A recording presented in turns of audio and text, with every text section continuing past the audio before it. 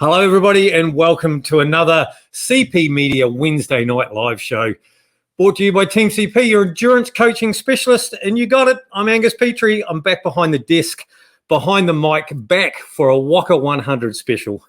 But as always, I'm not alone. Joining me, of course, is the man who runs the show, the man who is with you every Wednesday night, Mr. Richard Greer. Richard Greer, welcome to another Wednesday night live.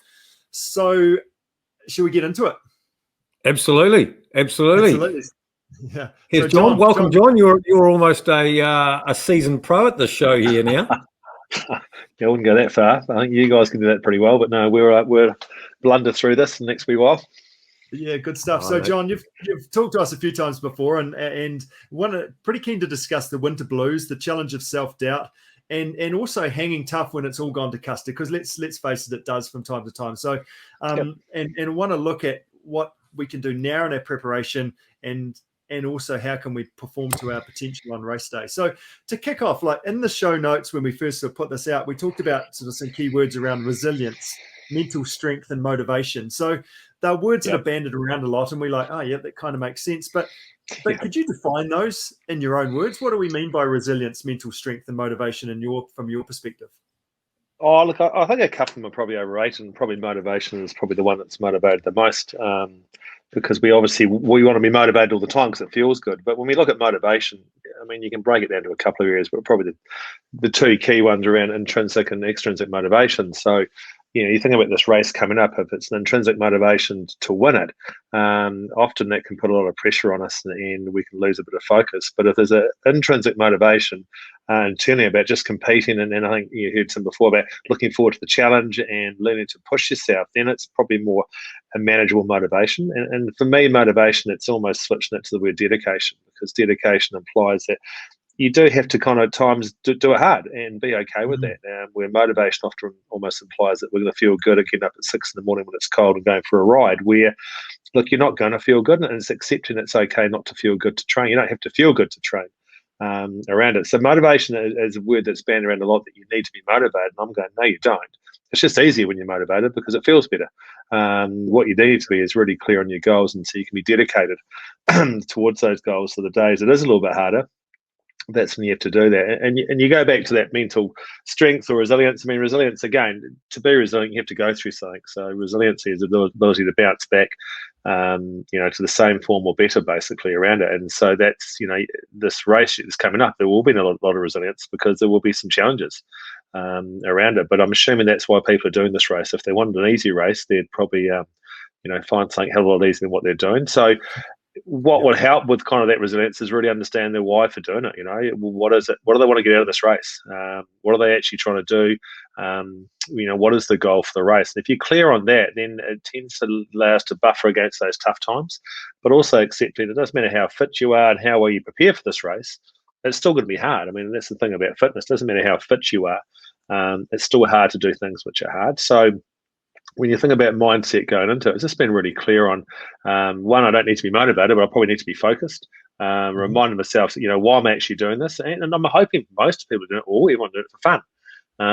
That's why we play these sports. That's why we do these things. It's fun around, how can I challenge myself and how can I push myself? And if you kind of keep to those parameters, then it's a little bit easier to get into that grind when you go up that hill and remind yourself of it. But if we kind of chase things which are out of our control, that's when we can kind of disconnect with what we're trying to do.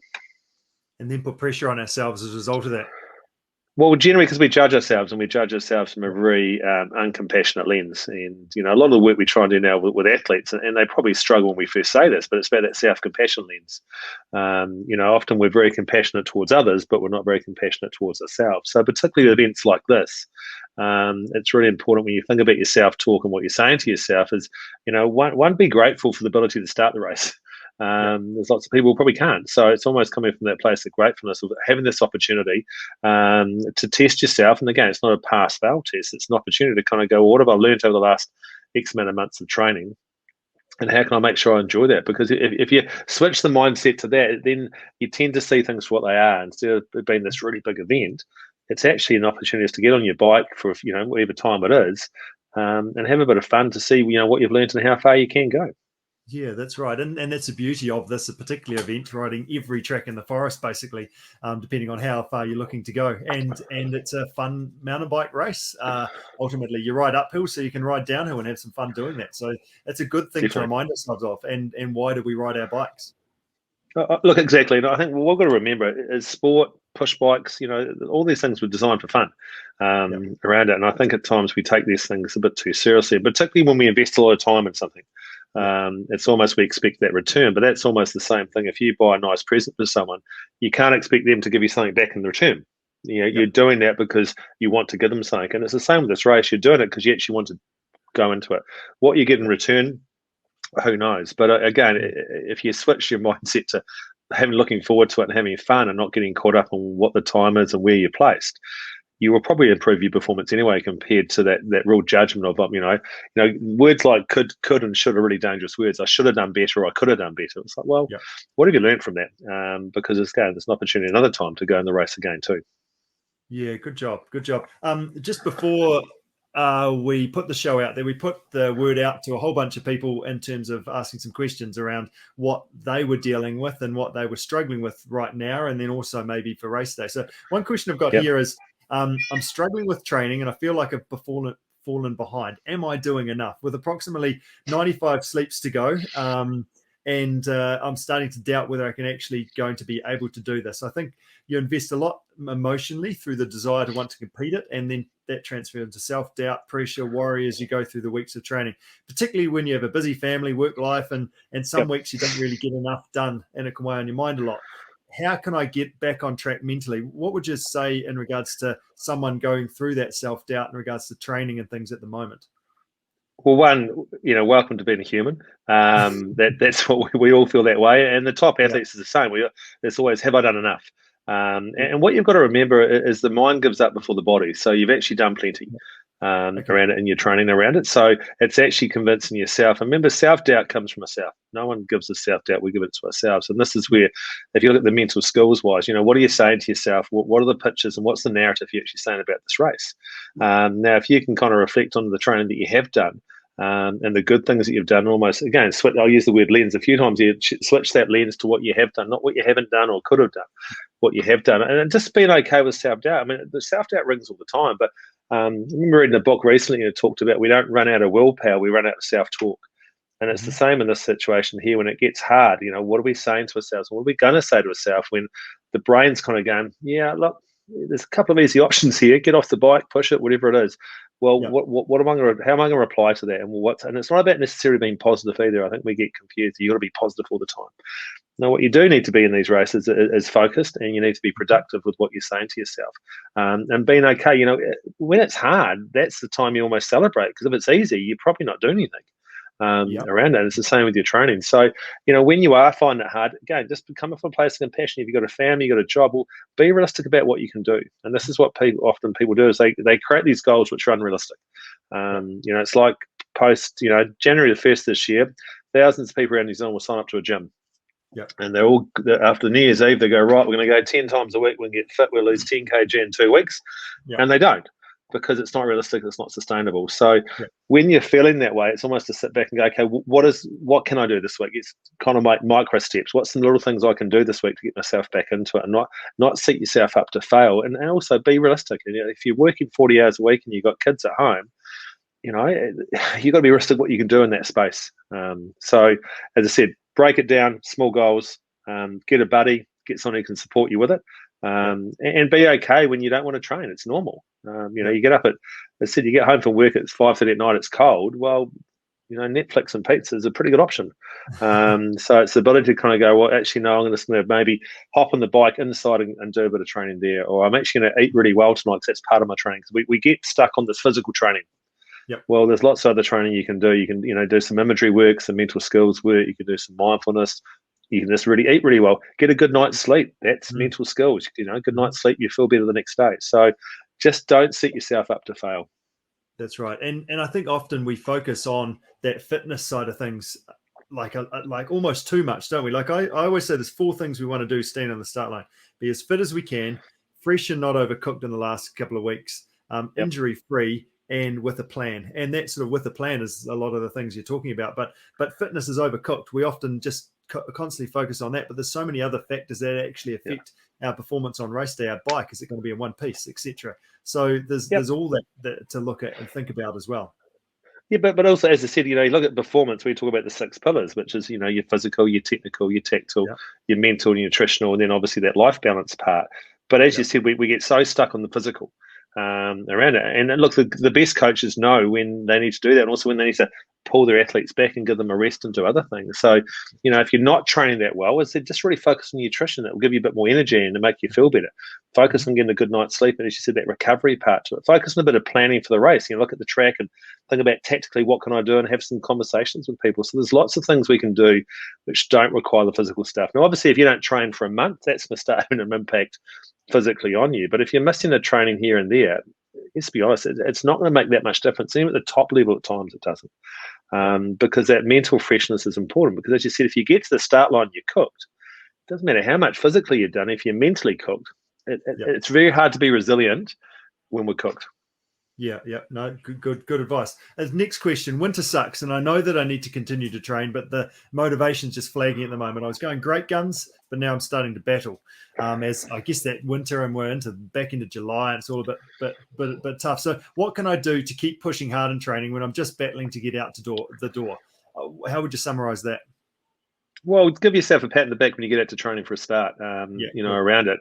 And often we talk about, reframe, rename, and reset, and our language becomes really important. Reframe the situation is it's actually okay. It's actually okay to feel this way. So I actually just kind of need to rename the situation to something that's going to be a bit of a challenge for me, and reset it. But again, it's the language of, it's winter, it's going to be dark and cold. Well, that's life. We've always known that. Around it, let's not set ourselves up and almost give ourselves an excuse before we get home because it's dark and cold. We knew that. So again, it's just making the ability to train a little bit easier for yourself. So what you may do is go and do a core workout instead. You may go and do a spin class instead. Think about some cross training things that you can actually then feel like you've done something. But again, we're not training for the Olympics here at the moment. We're training for an event hopefully everyone's going to enjoy. So as I said, if you're missing some trainings here and there, it's not the end of the world, but be okay with that. But also give yourself a chance to do it by, making sure your gear's ready, making sure you're eating well during the day, making sure you're sleeping well. All those little things will help you with that motivation and focus. So when those times are hard, you've got more reserves to call on than if you burn the candle at both ends. And that's like you talk about getting your gear ready. That's all about a bit about habits as well, isn't it? If you have to train in the morning because it's the only time you've got, actually set yourself up for success by getting your gear ready beforehand, and then your feet on the floor without even having to think about it, because that's just what I normally do. Okay. Yeah, and look, and I know it's going to sound silly here, but it's those little things like on the Sunday night preparing your meals for the week. If you know you're working late, so the meals are all ready. It's making sure your equipment's all ready, so that way there's no reason when you wake up in the morning, I can't find something. And look, the habits and routines, I mean, it's a crucial one. When you look at it, often there's a quote, it sounds a bit rough when I say it, but winners and losers have the same goals, but the difference is winners have habits and routines to sustain those goals, and that's the crux of it. So really think about what are your habits and routines, and often your habits are your day-to-day ones, your relationship habits, your work habits, your sleep habits, the things that give you a chance. Because if you're nailing yourself during the day at work with everything else, and you're kind of a 4 out of 10 by the time you get on the bike, well, you can do that for a period of time, but that's not sustainable. So, what's your lifestyle like, particularly with sort of, 90 odd days to go? What do you need to be doing and put a high price on to give yourself a chance to be fresh? Because, one of the key things after every Olympic Games, Com Games, World Champs, one of the key indicators of success every time is that the athlete goes into the village fit and healthy. And it's going to be the same with this race. If you rock up there and you're not well because you've worn yourself out and you're worn down and you're not fit, well, it's not going to happen. Yeah, good. When it all goes wrong. So last year there was an elite rider that took a wrong turn, and upon reflection, people say that she might have actually won if she got back into the race and carried on, whereas she pulled out. So that's one example of a setback. There are plenty of things that can go wrong, from broken bikes that need preparing on the side of the trail to stacking it on a tricky downhill and hurting yourself. What sort of things that we can do to sort of try and help us deal with that when it's all just hit the fan and it's all gone to custard? Like, it's a great question, and I suppose some of that stuff is going through your what ifs. I mean, actually, no, I'll take one more step back. Actually, being clear on what success is for the race, because as I said, if success is, I'm just going to make this up now, but doing your best, improving a bit of a time, learning a new skill. Then, if you didn't happen to get the placing you want, you've still got better. If that makes sense. Yeah. If you go in there with that complete thing of winning, being first across the line, then those decisions start beating yourself up. It's like, this is life. I mean, we're dealing with athletes who probably are not full-timers, I'm assuming. They've got other lives. So again, we can't set ourselves up to be perfect. And it's a word you often hear from athletes about, I want the perfect this and perfect that. And I'm just going, look, don't do that. You'll kill yourself, because, the thing about perfect is no one's been able to describe what a perfect race, a perfect game, or whatever a perfect is. But we can be great. And what allows us to be great is then we can make time to make mistakes around it. Because when we talk about the great athletes, we don't call them popes, perfect of all time. We call them goats, which is greatest of all time. Okay. And what allows with greatness is mistakes. Every great athlete in the world has lost, has had injuries, had made mistakes around it. So if we expect ourselves not to make a mistake and then we make a mistake, that becomes really harsh on ourselves, and that's not fair. We're beating ourselves up for the wrong reason. So, and again, it's mentally preparing for some of those things. And also, let's put this in context. People are doing this for fun. Well, unfortunately, I could go on or not, and I won't. But sports, the fun has been sucked out of sport at many levels now because it's too serious. Yep. So for the riders, mindset-wise, you're going there to have fun. I'm hoping with your mates. I'm hoping you're going to have a beer or a wine or a soft drink afterwards and talk about the fun and the adventures and the challenges and the hard stuff. Yep. Because you're not just going to sit. Only one person's going to sit there and say they won. Yep. So let's make sure you have good stories to actually talk around, because then it just takes the pressure off it, and it should be a great opportunity to get out there amongst New Zealand, when most around the world they can't do this stuff. We're allowed to do it. So let's get out there and enjoy it. And when things go wrong, it actually makes for a better story, doesn't it? Oh, look, 100%. Some of my biggest stuff ups, and stories have been when things have gone wrong. I remember this year, with the Crusaders, I tried a couple of things during the mental skills session. It was a debacle. It just failed completely. But it was a great learning. And if I hadn't done that, I would have sat there and gone, oh, shit, I wonder what happened if I did this. So someone's got to be courageous around that. And courage, to be courageous, you've got to be scared sometimes. And that's what goes into the show. So there will be probably people a little bit worried about it or a bit anxious beforehand. But that's cool. That's how we show the courage around it. So we can't fear mistakes around it. And if you do make a mistake, well, cool, celebrate that. And what have you learned from that compared to beating ourselves up over it? Because as I said, we take some of the stuff too seriously. Good. Expectations are killer of a fun day out. It's one thing I've sort of talked about with a few people recently. So as part of setting a goal, we put a name on that start list, and then it all gets a bit serious, as you've already talked about.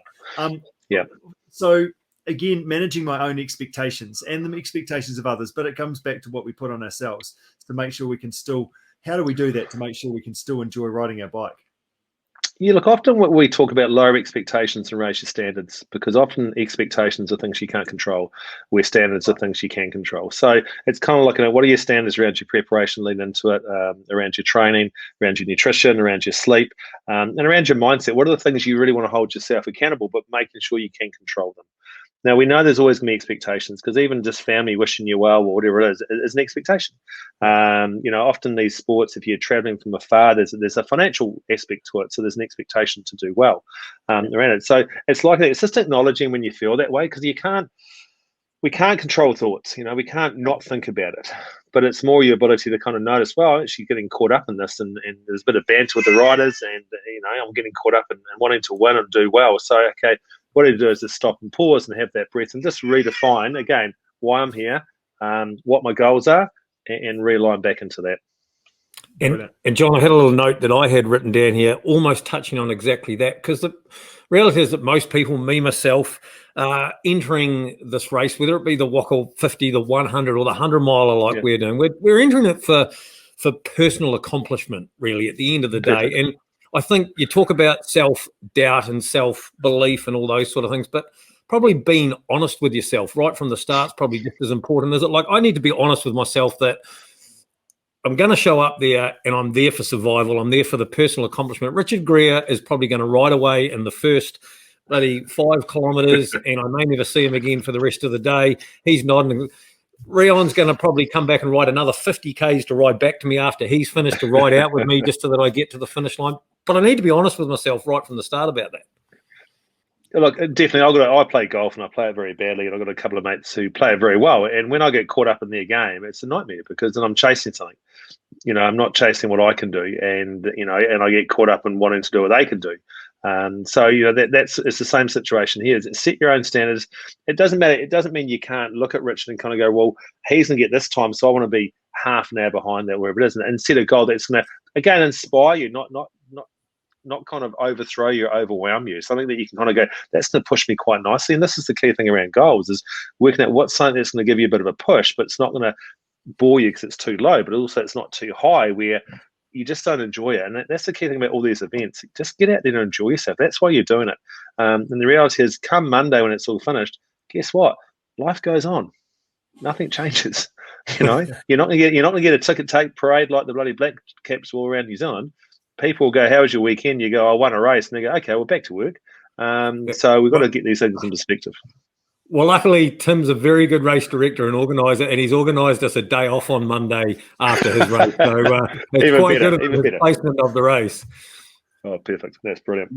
Yeah, absolutely. And it's about riding your own race as well, isn't it? Like having your own race plan that you're going to do. And the nature of these events, if it's a 20, the 25, the 50, the 100 or the 110, 160, is that if someone goes away from you, there's two things you can think about is hey, they're having a good day, or I'll probably see them again soon, sort of thing. It's one or the other. So you've got to go, oh, well, good on them. Go and do. They're doing their best, and well done to them. But I'm just going to make sure I stay where I'm at, because people have good periods and bad periods at different times. Definitely. And Angus, as we know, as we're riding together, like with the Pioneer, we both had good periods and bad periods at different times. It's really hard to actually ride together. So in an individual event, hey, we might finish at the same time, but we might be in front and behind and all sorts. And that's what you can do. Is you can have that bit of a race plan, but you might be going along and someone just goes ahead of you. You might go, right, I'm going to break this goal down. I'm going to look to sit them for 10 minutes or whatever it is, and look to sit with that person. And after 10 minutes, you might go, wow, I'm actually still there. I might stay there or try and push. And that's the whole thing about the race, is having the big, the goal, but then breaking it down to, whether it's 5-minute slots or 2-minute slots. And that's the thing about, trying different stuff around it and learning, because you want to get better. And it sounds like you've got a lot of time in that saddle to reflect on these things and get better. So having those little things as you go through, just it keeps that focus a bit more narrow, but compared to looking at everything around it. And again, as you said, sorry, Angus. No, you're right. I was just going to say that is a problem. You're on that saddle for a long time, so you do get a lot of time in your own head, which can go either way. It can be a good thing depending on how you play that time in your head. Look, definitely, and that's what I'm saying. So that's the thing about the mental prep, starting about, okay, what do I need to be focused on? Is it I want to try and stick with people and sit in their tyres? I actually just want to focus on the track in front of me, and when my mind shifts, switch it, whoa, okay, what do I need to bring it back to? And that's the key thing, whether it's just feeling the handlebars, whether it's just noticing your breath, whether it's getting your drink bottle and feeling the drink bottle, but having those situations, because look, we average 45, 50 thoughts a minute, If you guys are doing well, you reduce that and you be focused. But there'll be times there, that judgment part will come in and you have 100 thoughts. So it's the ability just to let that go and then keep bringing it back around it. And it's a good opportunity to practice that. Mm-hmm. Now, John, we love having you on the show. Like I said at the start, you've been here before. We could listen to you for hours on end. You've just got so much good. But we've got some really good guests still lined up. So we've got some very good ones. We've got it. Hey. Yeah, we've got some very good ones. Rion's story is great. I've heard Rion talk before within the rugby context. So I'll try and stay on there as long as I can, actually. But I've got another Zoom to go in a minute. So, yeah, perfect. Well, just a couple of last questions. Tim's actually asked one in the background. He wants to know, race director Tim Farmer, he wants to know, how do you unwind and get a good rest the night before the event? Is there something specifically we could do to relax, to try and help focus the night before? Yeah, look, it's an interesting one. I listened to a sleep specialist the other day, and they said one of the key things to getting a good night's sleep the night, during the night time is obviously the first thing you do in the morning. So when you get up in the morning, particularly that week of the race, look to try and get natural light for half an hour as much as you can. Because most of us don't. We get internal light, like our house lights, and we leave that. We go into the car, we go to work. We actually don't get a lot of natural light, and the difference between light in our rooms compared to light outside is massive. It's about 500 lux, I think it is, inside. It's about 50 to 60,000 outside. So by getting that natural light, actually dilutes the eyes, which allow the melatonin to stop being produced. That make us feel less tired in the morning, but more importantly, it gets our sleep rhythm going better, so we actually sleep better at night. So one thing is ensure that, as you lead into that race, half an hour each morning. The night time, look at your sleep hygiene, the basic stuff around get off your phones, get off technology.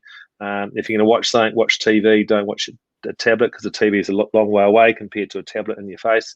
Whether it's doing a bit of stretching before you go to bed, a bit of mindfulness, or a bit of breathing work, just doing things that kind of wind you down. If you kind of find your mind racing a wee bit, you might just get a bit of a journal, jot down a couple of things that you're doing beforehand. But it's about practicing the stuff now. Don't wait until the week of the race and go, right, I'm going to practice this. It's too late. But start thinking about your sleep hygiene now, and also be okay if the night before you are a bit nervous and you're not sleeping. That's fine. Research is pretty good around. They reckon as long as you're getting one good night's sleep out of 3, you'll be fine. So the worst thing to do is stress when you're not sleeping, because then you sleep less.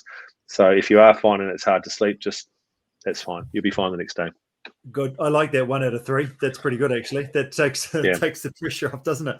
It does, because let's be honest, most people don't before a big event. They sleep as well. It's like if I got an early morning flight, I always have a terrible night's sleep. So I always wake up 3 or 4 times a night thinking I'm going to miss the plane. So I obviously accepted that's what I do now. So I just don't worry about it. That's the same. So if you don't sleep that well, I wouldn't worry about it too much. I'll just make sure your nutrition and hydration is done really well the next day. Yeah, good. And just finally, have you got any books that you'd or recommend reading, or podcast, audio books, etc., that you'd recommend us and others to have a bit of a look at? Look, there's heaps out. There's probably too much out there, I reckon, at the moment. But a couple which are quite good, particularly this kind of field of what sport, The Rise of Superman and Stealing Fire by Stephen Kotler. And he's got some really good podcasts around it. But The Rise of Superman looks at kind of X Games and extreme sports and how quickly they're evolving. Endure by Alex Hutchinson is a really good book around endurance athletes. And it's got some good stuff in there from a physical point of view as well as a mental point of view. And the other one probably is The Best by Mark Williams, which is How Elite Athletes Are Made, which is another interesting one. So there's 3 there I think are worth a read. And if you want some New Zealand ones, I mean, Dave Galbraith, he's based up in Cambridge, works in New Zealand Sevens, has a book called Unleashing Greatness, which is a great book with some really good templates and things to do around just not sporting, but life in general. So it's worth a read also. Cool. We'll put those in our show notes for others to have a bit of a look at if you're listening to this afterwards. But no, hey, thanks so much for your time, John. Really, really appreciate it. And I've learnt plenty yet again. I've made plenty of notes as we've been talking too, so that's fantastic. Perfect. Thanks very much. Hey, have a good night and good luck with everyone at the event. Make sure you enjoy it. Good job. Thanks, John. Cheers, Thanks, guys. See ya. A big thank you to Emerson's Waka 100 for putting the show on, to Richard, to you, to Team CP, for everything that you're doing for everybody out there. I hope you've all enjoyed. Thank you very much for tuning in, for watching, for listening, however you've done that. Until next time, enjoy the journey.